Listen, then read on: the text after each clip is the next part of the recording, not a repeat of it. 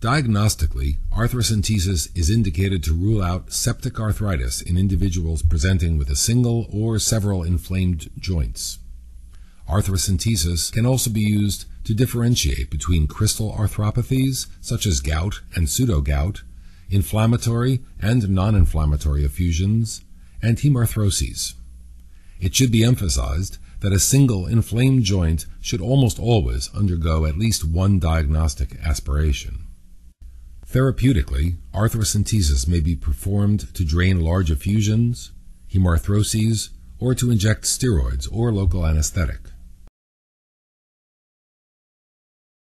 Arthrocentesis should be avoided in patients with cellulitis overlying the site of needle entry out of concern of seeding the joint cavity with bacteria.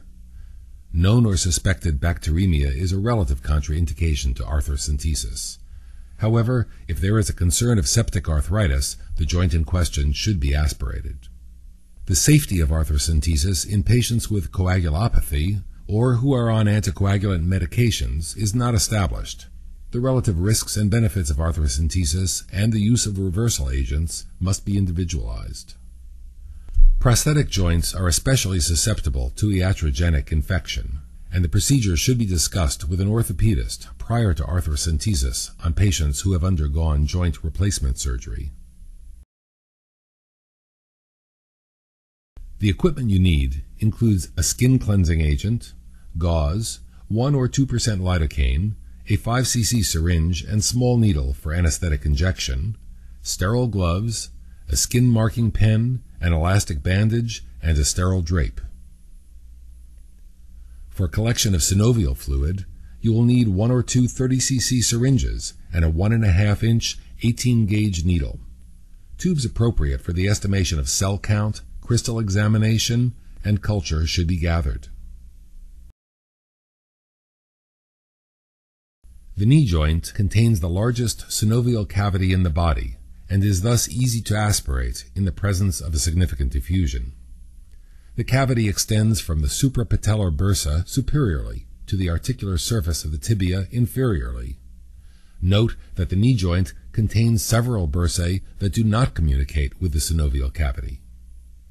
The knee joint may be tapped from either the medial or lateral side. For the medial approach, the knee is extended or flexed to 15 to 20 degrees, and the patella is located. Needle entry occurs along the medial aspect of the superior third of the patella, approximately 1 centimeter medial from the patellar edge. The needle is directed behind the patella and toward the intercondylar notch. The lateral approach uses the same technique from the opposite side of the knee. Informed consent should first be obtained. In this video, we will demonstrate the medial approach to the knee joint. Position the patient supine on a stretcher with the knee fully extended or held in slight flexion. A towel roll may be used if desired.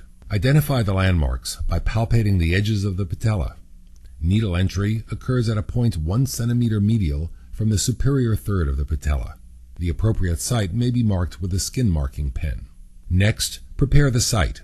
The skin is prepped with antiseptic solution, a sterile drape is placed, and the superficial skin is anesthetized with 1% lidocaine.